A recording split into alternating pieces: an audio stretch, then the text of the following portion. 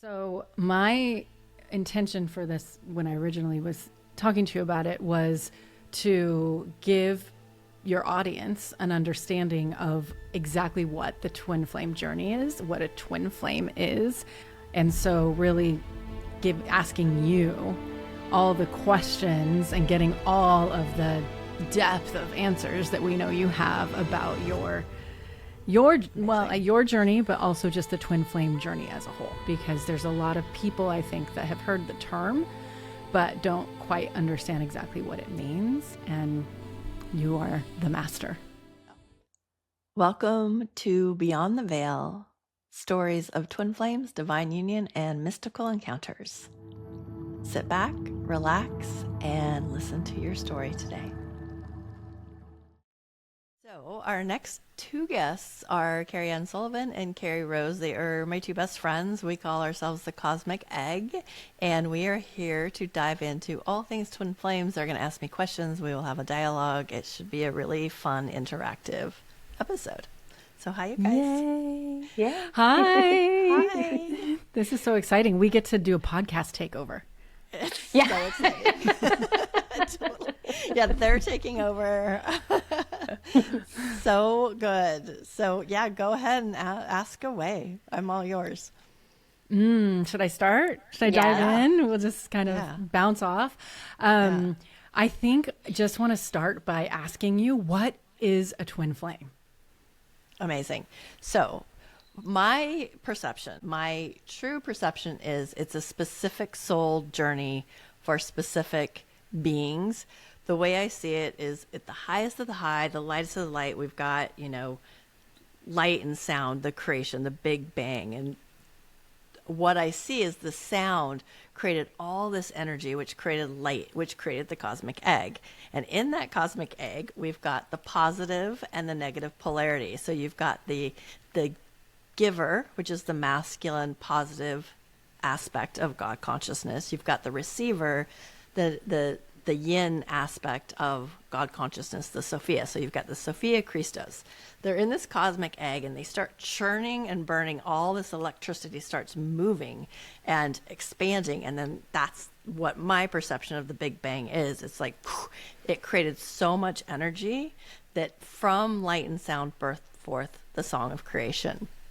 In that song of creation is the pleroma of all that is, where ascended masters, archangels, all came forth from this energy. But in that energy is the monad, is your original cosmic spark, your original essence, the soul song, the sacred sound, who you are as a being birthed forth from this pleroma.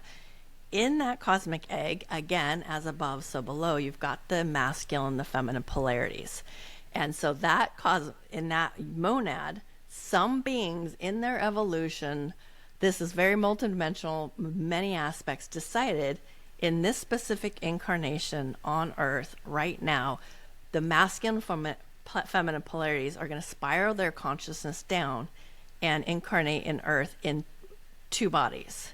So basically it's one monad, that energy, into two bodies, the feminine aspect, the masculine aspect. And so in this mission, I do believe it's beings that wanted to help humanity, and it was one way to understand unity consciousness on this plane, clear out relationship templates like distorted, the bi-souled, bartered, and traded aspects, having the feminine come into her power, and really being in that essence where when you do collide with your twin flame on this plane, what it does is activates all your trauma, all your shadows, anything that's unhealed from any lifetimes in the earth plane and many others. And so that colliding is very intense, and it's the same kind of intensity as the beginning of the cosmic egg. So when you're on this earth third dimensional plane, that intensity activates you in such a deep way in order to clear all the distortions in the field. You've got your energy field, and in that you've got the samskaras in the Vedic tradition, which means patterns. And so we've got these patterns in our field that activate for us to go in to heal and cleanse and purify in order to, one, as a soul, understand unity consciousness, because if you can understand that being that you love so dearly, that just activates the deep love of God within you so deeply and so profoundly, and also activates the deep separation and that pain and that wounding, that illusion that you're not God, the illusion you're not one with all of creation.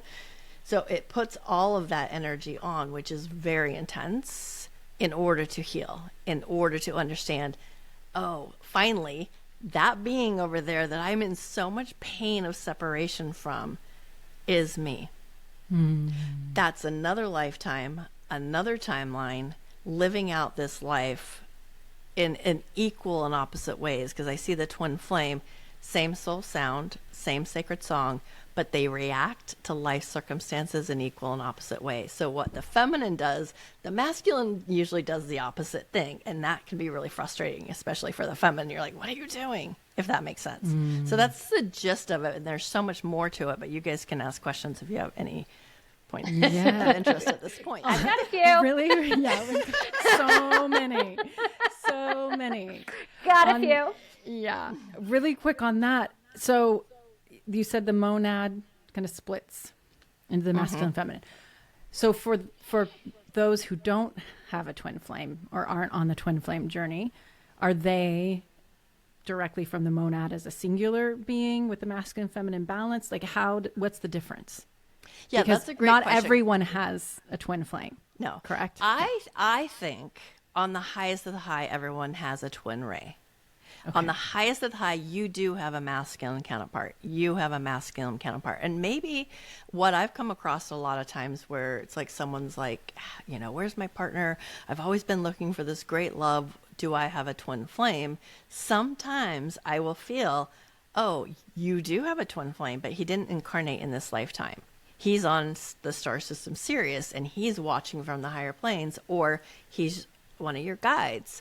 And so that's this deep connection of knowing there's something more, but it's elusive on this plane. They haven't met this person. But I do feel like everyone has that masculine, feminine counterparts. But when you hit a certain point in your soul evolution, maybe it's your last time wanting to incarnate on Earth.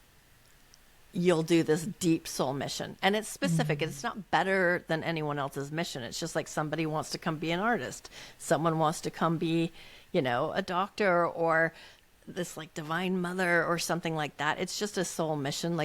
Let's up the ante. Let's play the game and see what will happen if we incarnate at the same time. So it amplifies everything. It speeds everything up. So it's speeds let's get everything up. 4 lifetimes in one. My guides say it's 8 lifetimes in one. Oh my gosh.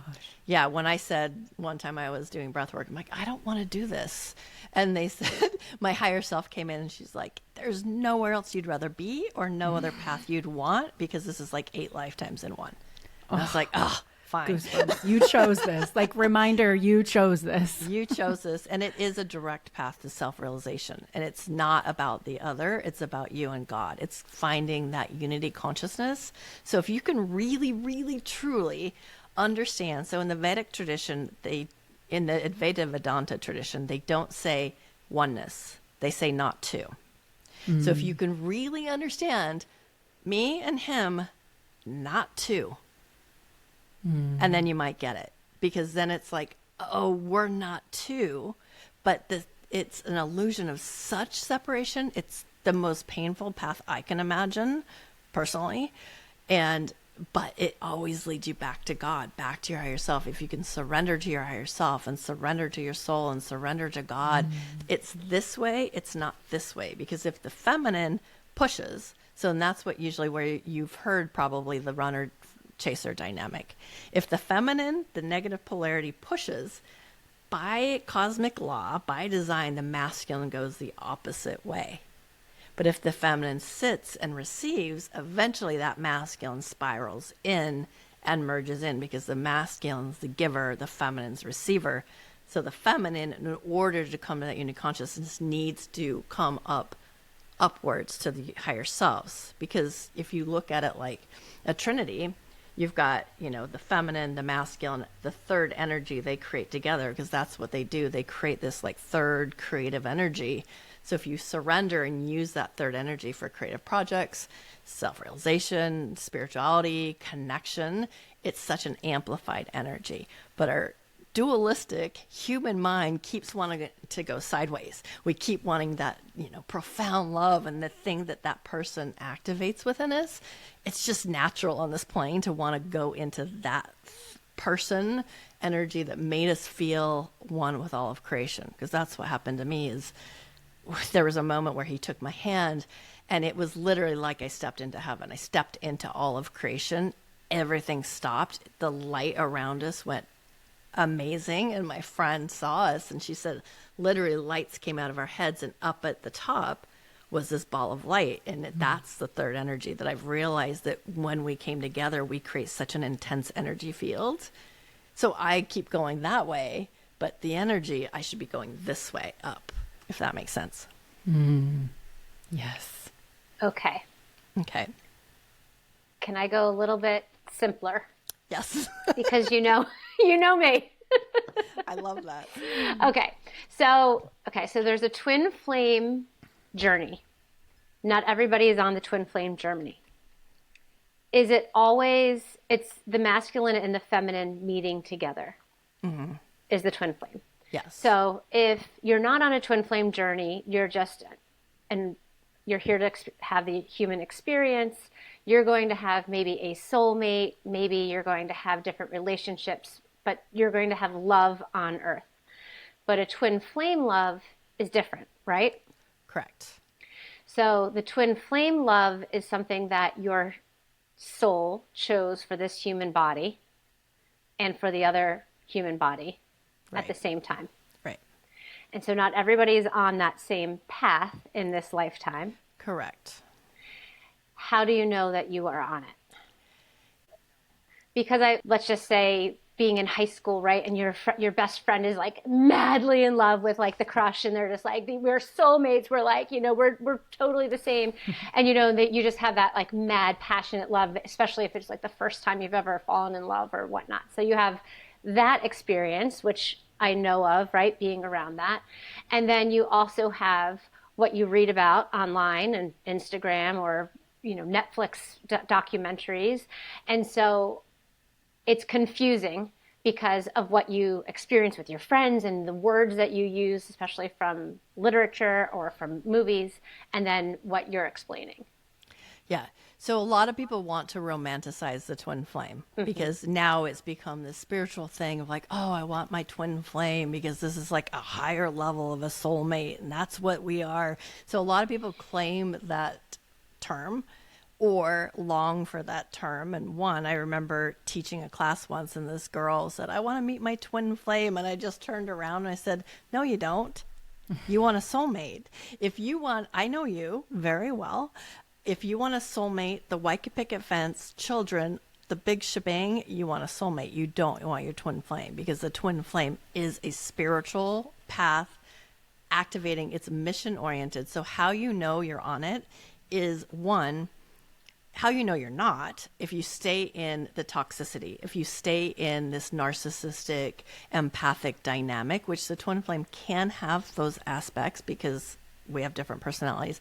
But if you find yourself in a narcissistic, toxic, empathic, like, oh, I just feel all his emotions and we da da da, but you stay here in the spiral and you're constantly in pain and you're not bettering yourself and you're not going back towards source and back towards God.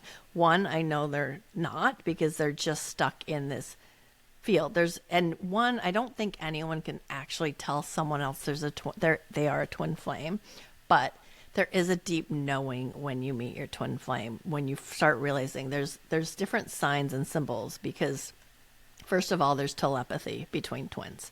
There's a deep telepathy, and that will blow your mind when you actually experience it. Like, I would be doing dishes and I would literally hear his voice in my head, or sometimes I'll still hear his voice in my head, and it's his voice. It's not my voice thinking I'm saying something. It's his actual physical voice in my head. There's shared dreams where they come to you in dreams. Usually higher dimensional beings will come in the dreams. It activates something within you. You have past life memories together. It's a very multidimensional relationship where you start, what it did for me, it was opened up to my multidimensionality that, oh, we're not just here, right now on this plane. We've got lifetimes in the Pleiades. We've got lifetimes in Sirius. We've got one in the 1400s. We've got one in the, 800s. And it starts opening up the field to the higher perspective. And it's a deep spiritual path. And also what I find with twin flames is they have a deep mission. It's mission oriented before anything. And they're usually pretty focused and intense on what their mission is. And so that's, I think, that when, someone that just came here for a soulmate relationship, maybe even intense, that might mirror a twin flame, it's not mission oriented. Okay. Does that make sense? Yes. So how about for you specifically, were you already starting on this spiritual path when you realized that it was that you had met your twin flame? Well, first of all, I've always been on a spiritual path. I have seen angels. I've had visions ever since I was a child. However, I had no concept of the twin flame when the twin flame came. It took me, maybe I'm slow, but also when I met him was 1992. We collided again in 1999. Still at this point, there wasn't Google. Still at their point, the consciousness of the planet was not very high. So there was no one talking about it. There was nothing, no websites to look at it. There wasn't Instagram. There wasn't Facebook. There was nothing for me to look. So I was in the dark of what was happening. And also, I'm glad you brought this up, because what happens also, it inspires within your body a Kundalini awakening. And so when we collided again in 1999, when that light happened, what happened was the light of our higher selves hit our pineal gland, went down our spine, activated in our root chakra, the Shakti energy, the source of creation, the Sophia, the Christos Sophia energy within our body. What that Kundalini energy does is it starts traveling up your body like like two serpents. It hits every single chakra within your body. And every time, like if it hits like your first chakra or your second chakra, it burns off the distortions of that chakra. So there's a madness that goes with it. It's spiritual, what Carolyn Mace calls spiritual madness. And so you think you're kind of going crazy with that deep energy. Think about me, 29 years old in 1999, and I start hearing this guy's voice in my head, and I feel like I'm going crazy and I'm blowing up my life, and this Kundalini energy is moving up my body so intensely where I can feel these energies going up my spine, and I would get headaches because the energy was so intense. It would hit my third eye, it would hit my occipital bone, and I would just get these massive headaches. And there's this deep longing for everything. So for me, I had no idea what was happening to me. So I thought I was going crazy. And so I kept chasing him, trying to get answers, because I thought, well, if I don't have the answers, he's got to have the answers. He's the one who started visiting me in the middle of the night. He's the one who started having sex with me while I was laying there in bed. So he must have the answers. So I was chasing him for the answers, if that makes sense. When you said sex with you in bed, not physically at the same spot. Not physically.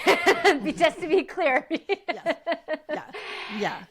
This is part of the telepathy. This is part of the telepathy, astral travel, teleportation by location. So I would be laying there and I would feel him on top of me having sex with me, and I could smell him. I could feel him. I would have physical experiences that shouldn't happen with nothing, if that makes sense. Right. So it's like a ghost. That you can actually feel and smell, and it feels physical. Yeah. Wow. Mm-hmm. Yeah. And so, I didn't know. It took me, I never heard the twin flame concept until 2010. So I'd been on the journey for 18 years total before I even heard the concept. But if I look back in my writings, there's a poem I wrote to him once, and I said, "You have forgotten we are the same soul." Wow. And I sent it to him, and because I was mad, I was like, you've forgotten we are the same soul. So I can see in my writings, I knew what it was without consciously knowing. Yeah, it's pretty crazy. And can you tell the story of when, because this is when really your gifts started coming online, or you started realizing how gifted and you are in this realm and multidimensional you are. But the story of how you, I don't know, what do you call it? Bilocation or astral travel, where you could actually see what was happening or where he was. Yeah. By tuning in, like you could actually see the location. That story is so incredible, because that's when you realized, oh, I can actually see what he's seeing right now. Yeah. And both of us would feel it. So I don't know exactly what story you're talking about, but for me, there would be times where I would look in the mirror and I would see his eyes looking out of my eyes, and my face would morph into his, and I took on masculine features, and like my friend would be like, oh, you've merged again. And I was like, what? And she's like, I go, I feel it. I'm like, what? And she goes, you look masculine. I'm like, I don't want to be masculine. And she's like, no, you look like him. And then the same thing would happen. So I would drop in his body. Like, I mean, I think I talked about this in another podcast, but there was one time I was just lying in bed and I went over and I dropped in his body, and he was like having sex with someone in Amsterdam, and I could see her, and I was like, oh my God, what's happening? And then he felt me in his body, and he just like shut me out and shut me out of his field because he didn't want me to see what was happening. But there's so many stories. Is there a particular one? Yeah, where you were in LA and you started to see the location he was at. Oh, gotcha. Well, he wasn't there yet. And so Right. this story is like, once my marriage was blowing up, I was so confused what was happening and heartbroken. And my friend was like, I was living in Salt Lake at the time. So she's like, why don't you come to LA and just forget about it? They're on tour. He won't be here. You can just come here with the kids and just relax and chill, and we'll go to the beach and eat some good food. And I was like, done. So I packed up the car and I drove here, and then I got here and I got in her apartment, and I was like, oh my God, he's within 10 minutes of here. And she's like, what do you mean? What do you mean, his house? And I go, no, he's within 10 minutes of here. I had chills all over my body. It's like an ocean wind moves through with his energy of my body. And I was like, no, he's here. And then I got this download. You're going to see him on a sidewalk while you're here. And I was like, so I told her, and she's like, well, they're on tour. There's no way you're going to see him on a sidewalk. And I was like, well, that's what the guides are telling me. And at this point, I didn't read the Akashic records. I just knew that guides would talk to me, and I would see and hear things. And so we went all week, didn't see him. I was just like, well, I don't know, maybe it's crazy. So I was meditating the last day I was going to be here. I just was meditating, and a whole movie opened up, and I saw this cafe, and it had like a pool table in the back, and it was kind of red. And then there was like this bar or tea thing here, and it had blue lights around it. And then I could see that writers and creatives would hang out and talk, and there was a front patio. And so they just showed me everything. I'm like, that's where he's going to be. And so I came out of my meditation and I told her, and she's like, I know exactly what you're talking about. And I said, you do? And she goes, yeah, it's the bourgeois pig. And I was like, oh, you know? And she's like, I don't know why I didn't think about this earlier. So she's like, do we go now? And I'm like, I guess that's what the guides are saying. And so we packed up my 2 kids, got in the car, and drove to this cafe, which was like only 10 minutes where she lived. She lived in Los Feliz. And we pulled up, and his song came on the radio right as we pulled up. And we're like, I guess this is the place. And so we parked, we went in, nobody was there. It was like a Sunday. I think it was New Year's Day. So it was like a Sunday, maybe. I don't even know if it was a Sunday, but New Year's Day felt like a Sunday. There's very few people there. We order our tea, we're sitting there, and then my little 5-year-old son gets a little antsy. So I'm like, let's walk to the car and get some coloring books. So we walked there, and that's when I made my demand to the universe, because I was losing everything. I was losing my husband. I was losing everything from this chaotic story. And I told my angels, I'm like, if I don't see him within 20 minutes, I'm going to pack up my bags and I'm going to go home and I will never think about him again. And that was my demand to the universe, that I just want to go home. And that's part of the twin flame path. You just want everything to go back to normal, because once it opens it up, it's very intense. So I'm like, okay, that's it. If I don't see him 20 minutes, I'm going home. Never thinking about it again. I'm going to live my life, my perfect little white picket fence soulmate life that I had going on. And so we go back, he and I, and we're coloring. And then Micah, my daughter, was about 2, and she starts going, outside, outside, outside. And so my friend's like, oh, you want to go outside? And she's like, outside. Starts pulling her outside. So she picks up Micah, goes outside, and then she comes back in and she goes, he just fucking pulled up. Oh my God. And I was like, what? I go, don't joke me. And she's like, he just pulled up. And so that's like, that just was a whole other thing. But that was crazy. And that's when I started realizing, and even through him, people say, you know, how do you trust your visions? How do you trust the Akashic so deeply? I'm like, through this path, I've learned when I have visions, when I have energies come like that, they're real, because you could not have made that up.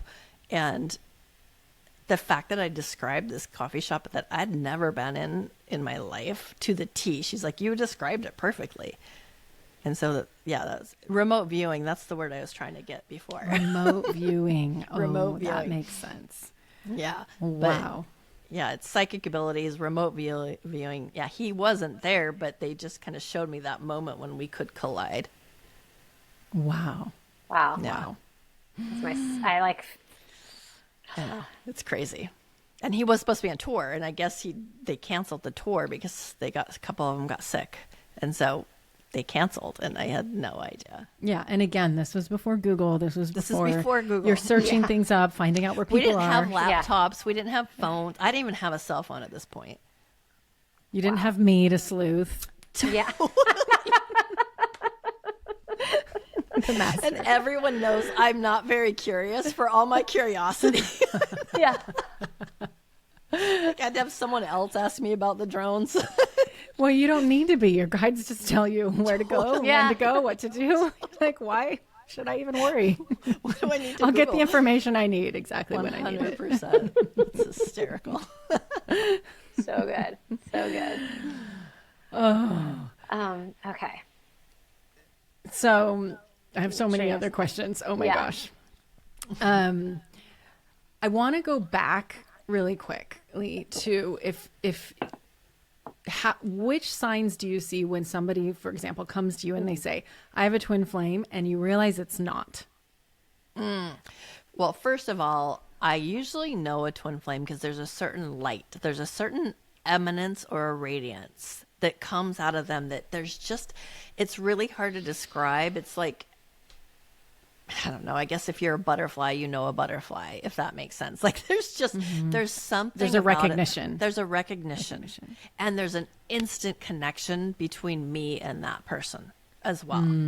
Like, because for example, when Eva, who did our very first podcast, she literally opened up the Zoom. She came on the Zoom and I looked at her. I knew her and I said, oh my God, you're a twin flame.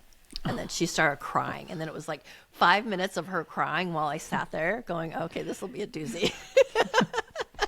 And when I was in her records, I was like, oh, we have a very similar soul path, same guides, same soul path. So there is a recognition for the ones. There are ones that come to me and it's like, oh, I have a twin flame. How I know is they won't listen to anything.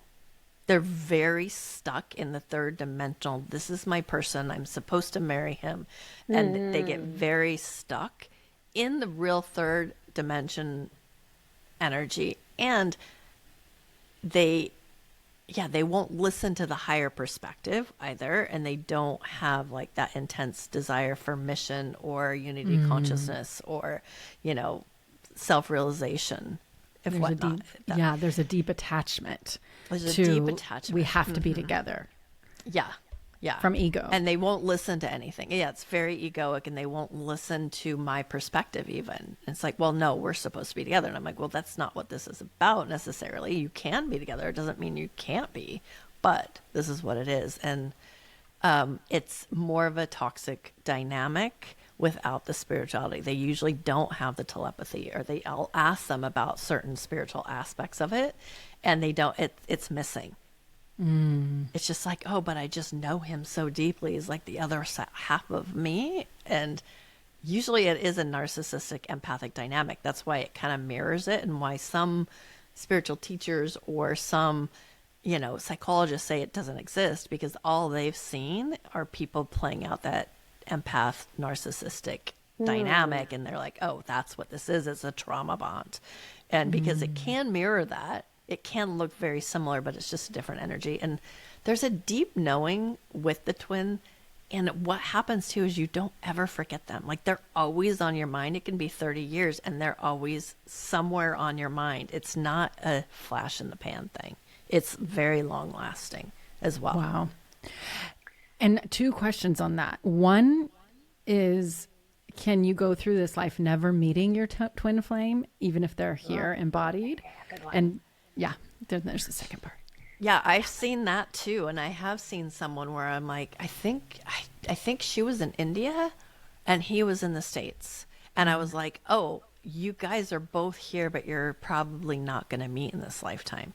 You're living completely different lives, still feeling the energy on the plane, but not going through the intense colliding that happens. And that's also like twin flames. Everyone has a different story. So there's not exactly... It's not a playbook. And I know a lot of teachers out there, it's like, oh, how to know you're the twin flame, and they've got 8 rules. And it's like, well, it doesn't necessarily work like that. Or like, how do I know it's not a twin flame?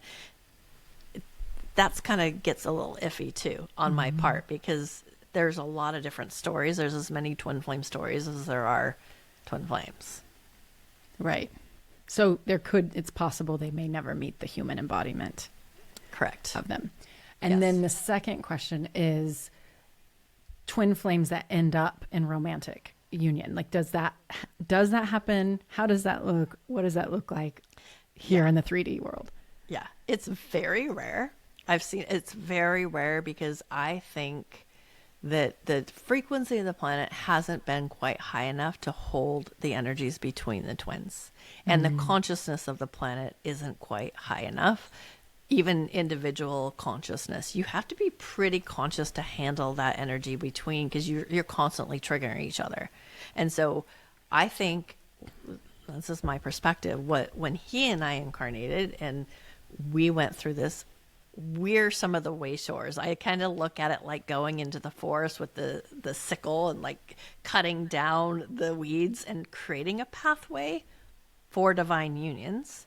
So divine union can be twin flames, but they can also be soulmates. But it's a different energetic feeling. So divine union and soulmates can be just as magical, but it's not that mission-oriented, clearing the templates energy. And so I think as our consciousness raises and as the energy allows, more and more twin flames will be able to hold the union on this plane. But I don't think it's been here yet. There's like very few. And even then, they still have a lot of that intensity between them and wanting to leave and wanting to like blow everything up at every moment.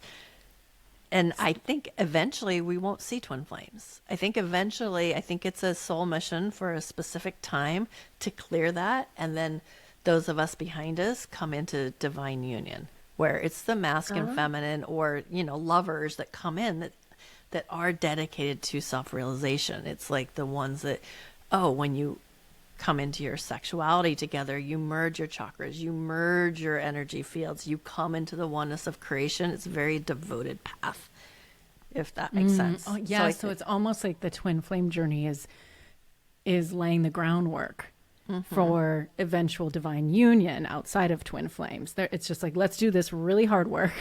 Correct. And get all the triggers and all the stuff out of the way, and make way for the masculine, feminine energies, but as two, to come together. But essentially to have a twin flame romantic union that's healthy, you'd almost have to be enlightened, like fully pretty close, in an enlightened state all the time. Yes. Consistent. So then that actually leads to what I think that is the answer to, so you chose the twin flame journey for this lifetime. And that is to, like you said, raise the consciousness of the planet so that people can be, or the next level would be that people would be, or souls would be in divine union. Correct. Okay. And sex would be sacred again, and relationships would be sacred, and it wouldn't be about two beings, clashing back and forth. It's like bringing the other one as part of yourself for that relationship of taking, like, oh, here's my partner. I take the whole partnership as myself. I'm in devotion to our partnership and in devotion to God consciousness, which brings that higher frequency of love into the planet. And if two divine partners come together, the ripple it creates throughout the planet is huge. And so if more and more come together, it creates this whole ripple, which that's part of that ascension. That's part of us going to a higher level. And like the base, what's happening a lot out there sexually, relationship is very lower dimensional consciousness, hijacked energy. And it's purifying that energy, coming into that oneness and being so devoted to the other as you're devoted to that unity, if that makes sense. So the people that are romanticizing twin flames and it's coming more from their ego, they're thinking that they want that because this is what's the next step. But it's what they don't realize is that they can have something different that is also going to raise the consciousness. It doesn't have to be just this one piece to raise the consciousness of the planet. 100%. 100%. And if you look at the twin flames isn't romanticized. We're the groundbreakers. We're the ones that like the construction workers going in to like fix what's happening so that people can come to a true magical divine union within. And, a lot of it, even we were talking about the masculine feminine, a lot of the twin flame aspect is balancing the masculine feminine polarity inside yourself. For me, when I collide with my twin, I was hyper in my feminine. I was in my wounded feminine. And through this process, I had to come in my masculine more because I became a single mom and I had to support and do all these different things that was more of a masculine energy to bring that balance within me. And then I found the balance of not going too far in my masculine, which most people on this planet are doing. But because I was so in my feminine, it brought a balance within me. And then he brings a balance within him too. He's very creative, but he's also very masculine in bringing that balance. And, eventually honoring his emotions and being able to bring that feminine vulnerability within him as well. So it's not even with the twin flames. It's not even coming together. It's that balance within. And the way the guides have showed me, it's like the yin and yang symbol. It's like, say, the feminine's that black part of the circle of the yin yang, and then there's always a piece of him and me, and in him, in the white, there's always that piece of the void in him of me, and so they're actually in your heart. So if you go deeper in your heart, that's where he lies, is within me, and everything I love about him is also about me. If that makes sense. Wow. And so it's this constant activation of both your wounds, your patterns, and your shadows, and your gifts and the blessings and actually the things that you need to bring in. It's just a constant activation.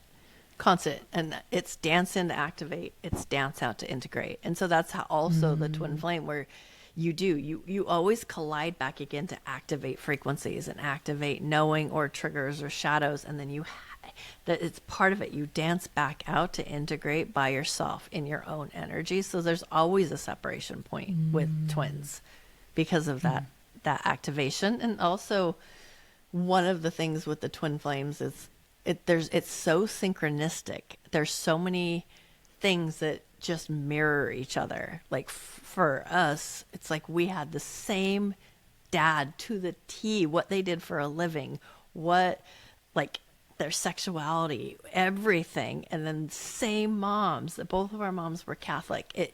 So we had the same upbringing, his trauma was worse than mine, but same traumas. And then we collided and you realize, the way we reacted was equal and opposite. And so he took his trauma, he took his stuff and became super successful And in that masculine energy of that knowing, and I'm just going to go. And it took me a long time because of the sensitivity of the feminine to really get my footing, if that makes sense. Yeah. Yeah.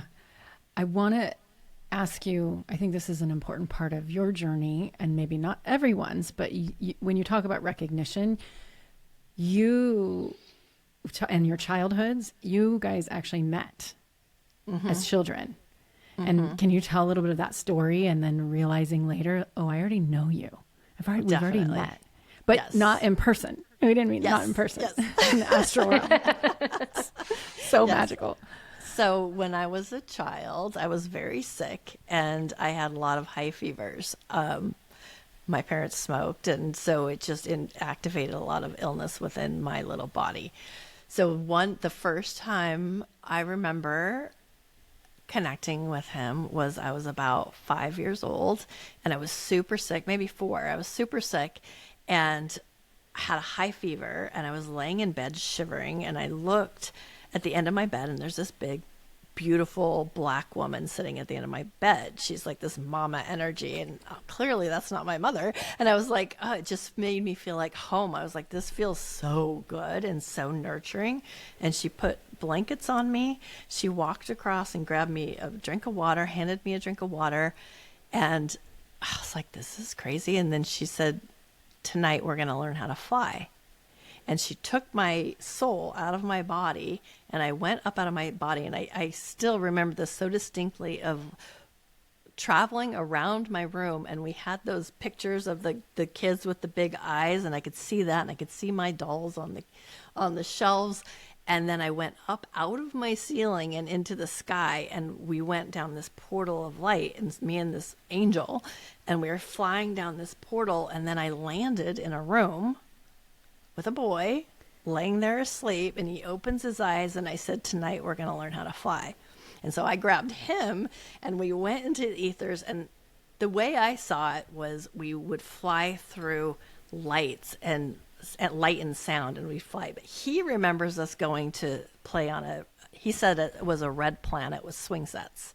And so, like, we had different perceptions of what was actually happening, but I think we probably did both. But I remember the light. He remembers swinging on swings on planet, which is funny because I always see, when I meditate, I see myself swinging a lot. And so we did this. I thought it was my imaginary friend. And so in my childhood, I had this little friend that, like, even I would look at the stars and make wishes on stars and talk to my little imaginary friend up in the skies. And so then, teenagers, you go to live your life and whatever. I kind of forgot about my imaginary friend. But when I was about 18, I was set to go to college.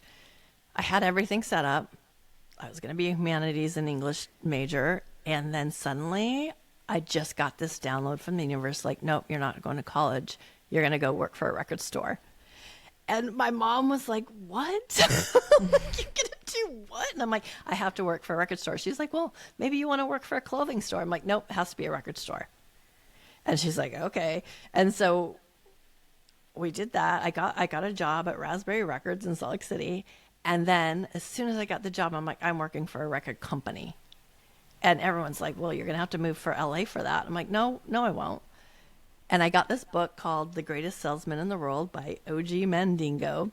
And it was my first foray into manifestation. It's a Christian book, which I don't even know where I found it, how I found it. And during my break, while I was working for the record store, I would sit in my car and I'd read this book, and they had things at the end that you wrote, and every day you do something towards your goal. And so I did this for about 4 to 6 months.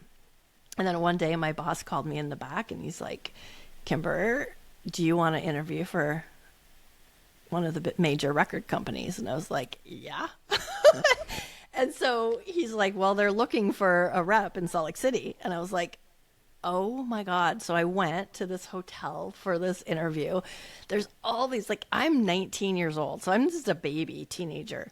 And there's all these like 35-year-olds in suits and people that have their degree and everything. And I'm just sitting there at the very last person to interview. And I walk in and he starts talking to me about hip hop and alternative music. And I knew everything. And I knew the market like nobody's business because I'd been doing this work. And at the end of my interview, he's like, well, we're going to offer you the job. I was like, oh my God, I just manifested a record company job in Salt Lake City, Utah in 1990. Like, it was crazy. And so I got the job. One of the first bands I worked was his band. And I was standing there helping everyone do the backstage. The band came up the stairs. He was the very last one to come up the stairs. And he looked at me, and he looked me up and down, and he grabbed my hand, and we introduced each other. And then he said, what are you doing tonight? And I said, I'm going across the street to the club for the after party. What are you doing? He's like, I'm following you. And I said, okay, sure. So we go out and we go dancing all night long. It was so fun. It was like the whole band and my friends, we all knew each other. It was like long lost friends. It's like we just picked up, like we'd always been hanging out, and we were giving each other shit and having so much fun. But he and I were magnets and dancing. And then at some point he went outside because he got upset. And so I went to follow him outside, and we were in the alley behind Club Deviate in Salt Lake City, and he grabbed me and he kissed me. And the moment he kissed me, tears poured out of my eyes, and I said, oh my God, it's you. And I could see, like, I don't remember until later. I didn't remember, right? That's a whole other part of the story. But I remember that I could see all their lifetimes colliding and us meeting as children and all these things. So I'm just bawling, going, holy shit, you're real. I had my hands on his face going, oh my God, it's you. And he put his hands on my face and said, oh my God, it's you. Wow. And so it was like, holy shit. So yeah, the meeting as little friends as children in the ethers and the astral plane ended up being real. But had I not, all of a sudden just got this instinct that I had to be in the music industry. And then he was all set to go to college too. That's the whole other part too. Same time, set to go to college, about face, nope, I'm going to be a rock star. Wow. And so we both decided we're going to go into this field the same time. Yeah. Of course, this harmonic course. universe. Totally. Totally. That's another whole podcast. It's a whole podcast. Oh, wow. So that recognition is and you were saying you recognize anyway. There's a recognition anyway when you meet your twin flame or come into contact, or there's a knowing already, but you had a literal, we've astral traveled together. We were children in the ethers together. Totally. I know you. Oh my God, I know you. Oh my God, it's you. Yeah. Mm-hmm. Wow. Have you met anybody that's older than our generation that have been on a twin flame path? I don't think I've personally met them. Okay. I do think there's probably people in history that have a twin flame dynamic that's very much twin flame oriented. The reason why I was asking is back to that recognition and back to what we were talking about, how we didn't have Google and we didn't have all of those. Obviously, the angels were orchestrating that and putting everything together for you guys. Mm-hmm. I'm just curious, just if like older people have had that, and then are you seeing more of it now with younger people, that there's more of them coming on the planet? I think there was a time and where more of them came online, and maybe this was like 2005 to 2015, kind of in that 2012 portal. Twin flames were like a big thing, and there were so many people online, and we used to have these groups. Like I trained under this guy named Mel, who was like Gold Ray Twin Flames, and that's who I trained, and he had a whole community. So there was a lot of energy moving around probably 2011, 2012 to really set a lot of even the feminines online, because even when I look at the ones that I connected with back, we're all healers. We're either astrologers, Akashic record readers, psychics, all these things. We're doing a lot of the work for the planet. We're all very aware of what's happening. So I do think there was an activation then. I've been seeing right now another activation. There's another cycle, because suddenly I'm getting more twin flames coming to me. And so I think there's cycles where it really activates and then it just kind of fades away a little bit and then it comes back online. And that happens collectively and individually. Like I was explaining to my friend Nina, because she suddenly doesn't care about her twin flame at all. And she's like, oh my God, I have this whole self-realization. I don't care about him. I choose myself. And I was like, oh, that's part of the process. I just kind of laughed because I'm like, oh, that's like the tide going out. Because that does happen where suddenly just kind of the tide comes out and then the wave will come and hit you again. You just kind of need these breathers of, oh, I don't even care at all. And then it will come back in. It's almost like you were saying the integration. So it's like separation, reunion, separation, reunion. Yeah. Wow. Yeah. And I want to ask you, so because you can imagine the pain of being separated, but how does it impact the rest of your life, the other areas of your life? Your career, obviously, your career is in this, but you know, if it's not romantic, obviously we know there's a soul mission here, but how has it impacted you and your life in all these other areas? Well, I think in every part of my area, because what I was doing was playing the safe route. I went right after I met him. I went and got married. I mean, almost immediately married the quote unquote nice guy and the guy that everyone told me I should be marrying, and had a couple kids. And so I was doing the really safe white picket fence route. And even if you look at astrology, like my South Node is in the 4th house of home and family. I know that so well. My North Node is in career, in Pisces, in spirituality.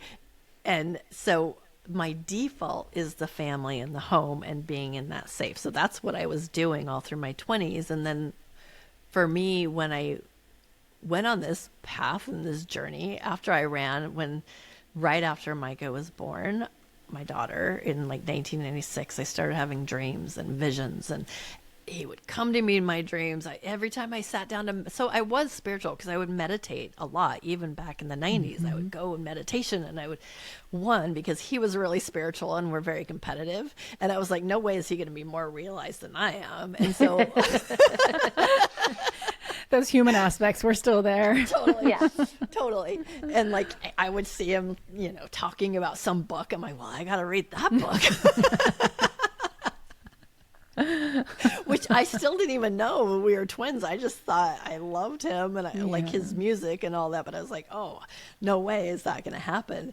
And so I would meditate and I would have visions of him and I'd fall asleep and dreams. And there was one dream where this angel came and I went to the desert. I landed in Joshua Tree. That's what happened. I was asleep.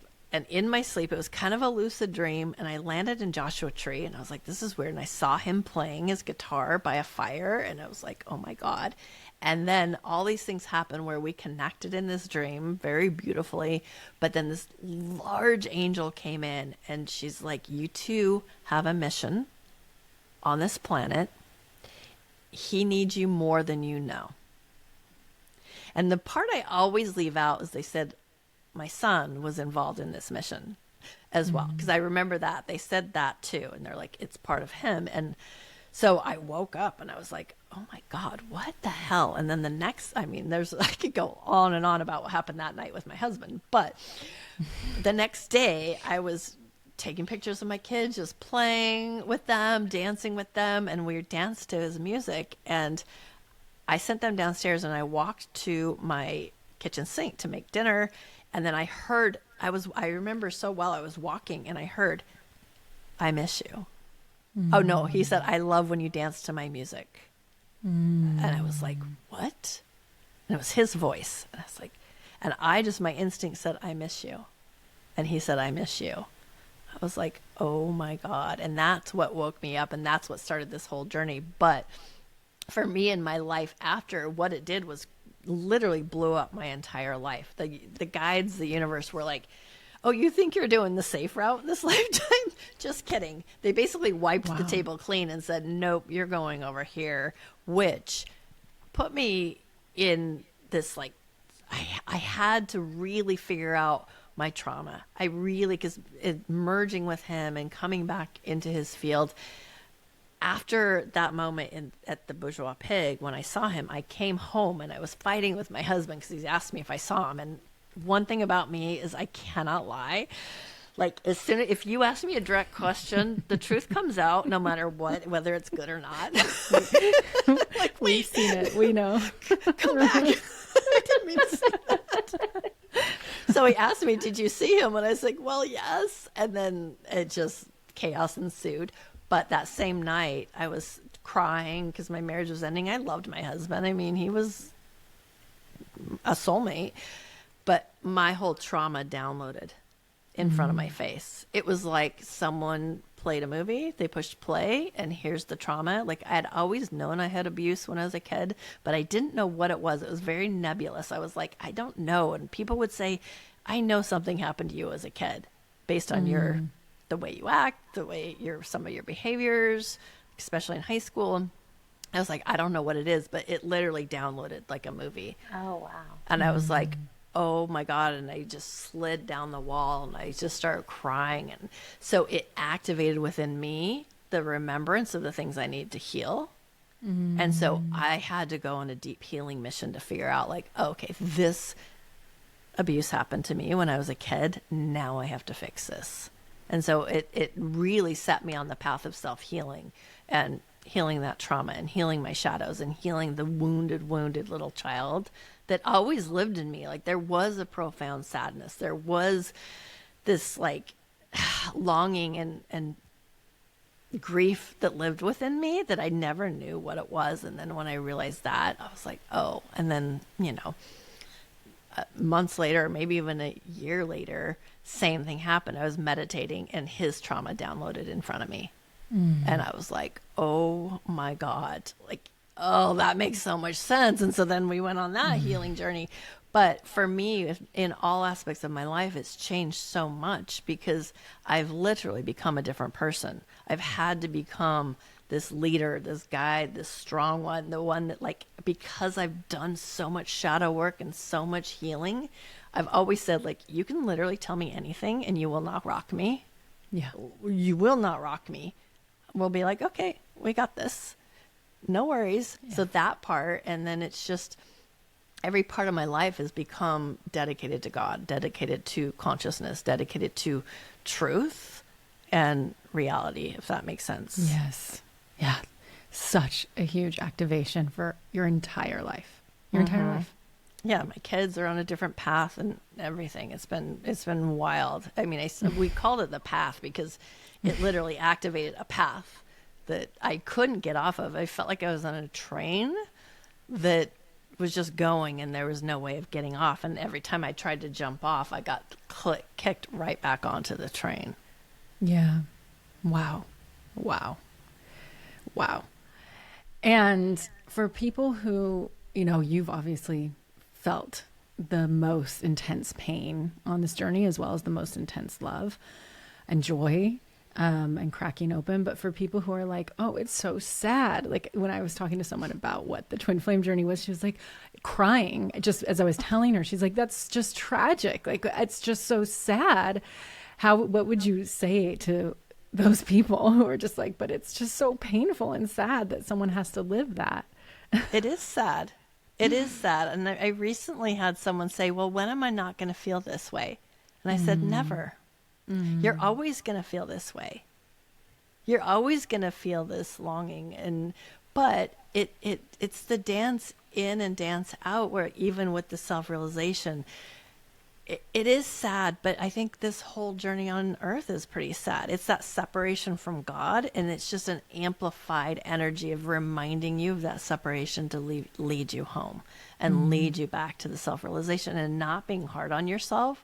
Or those people saying it's the saddest story, but it's also the most beautiful love story you can ever imagine. And I think with the magic that happened with him and I, and the profound realizations and that intensity and just the crazy movie-like story, I know my soul wouldn't trade it for the world. Like, if they're like, okay, do you want to do this again? I'd be like, okay, let's go and let's do this, because it's been very exciting. the highest of the highs and the lowest of the lows. And it's also to understand God consciousness, that all of it is God.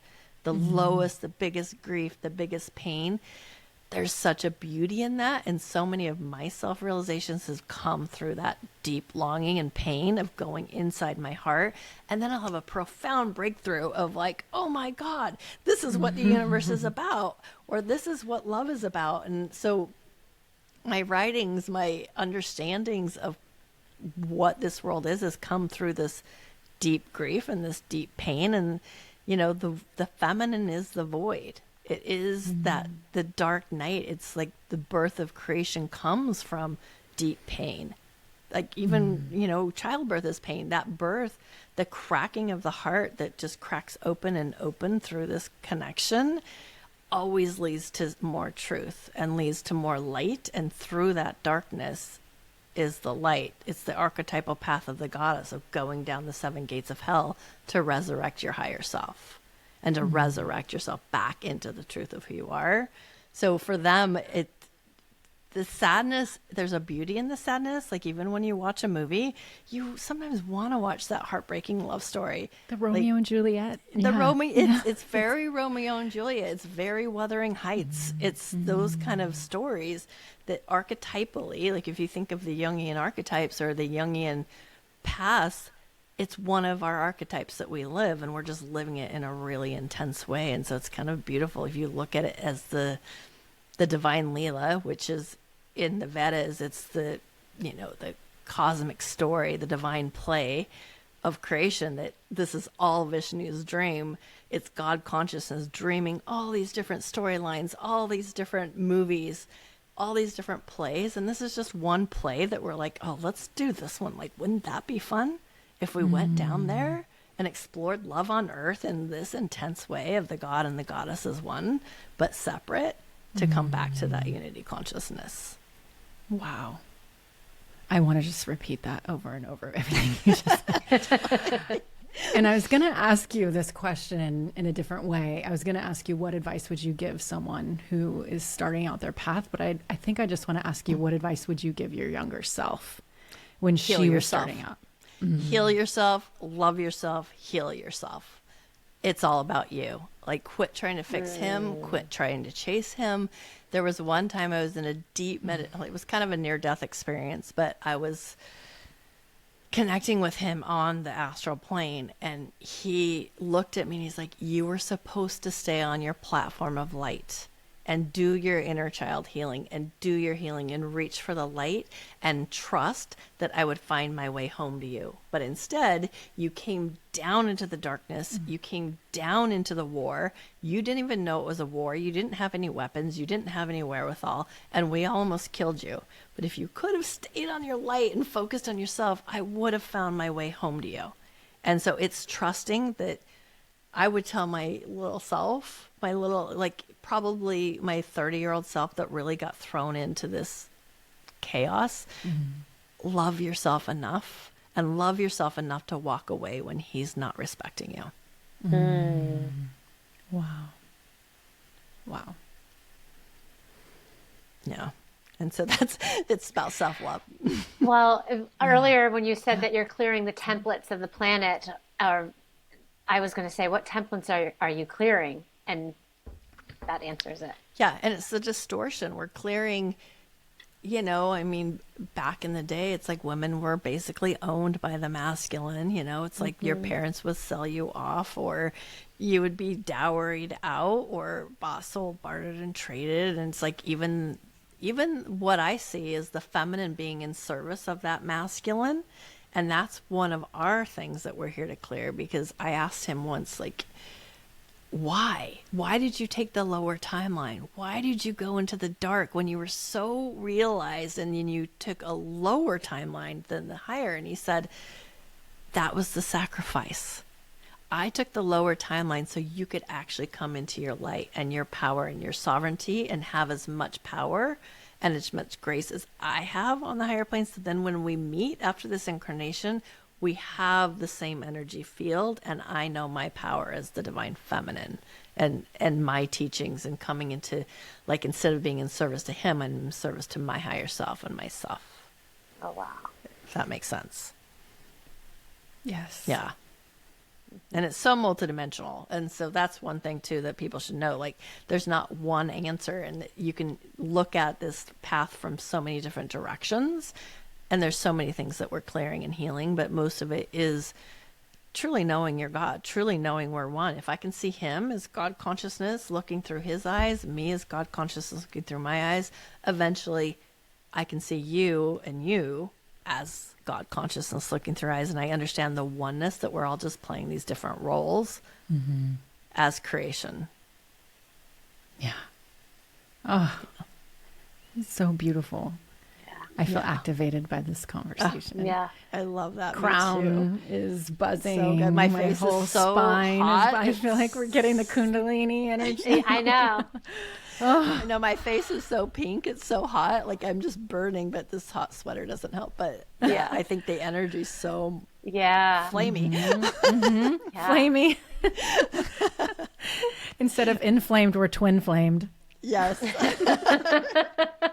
Twinflammation. That should be your new brand. Oh my gosh. Everyone meet Carrie. Here's my new medicine for your twinflammation. You know, I couldn't let Buy it in the a comments. podcast go by without one of my puns. That's amazing. Oh my gosh, so magical, Kimber. Just Thank you hearing, so I could hear much. this story a million times and a million times more. It's you. magical every time, and it's activating every time, and expansive, and yeah, thank you. Thank you guys for doing this so much. I Yeah. so appreciate the questions. Thanks for going on the path for us. Oh, you're so welcome. Thanks for all the hard work you're doing for us, Yeah, thank you. Thank for you. the world. I can feel it clearing as we speak. I love that. So good. It's been so great. And yeah, I appreciate you guys. Love you guys so much. Oh, love you so much. Thank you. Thank you. Yeah. Thank you. Thank you for watching Beyond the Veil. Please like, subscribe, and share so we can grow our channel. If you have a story you would like to share, please email nandipresents@gmail.com. If you're interested in classes or personal sessions, please visit nandi.co, Nandi.co, and have a magical day.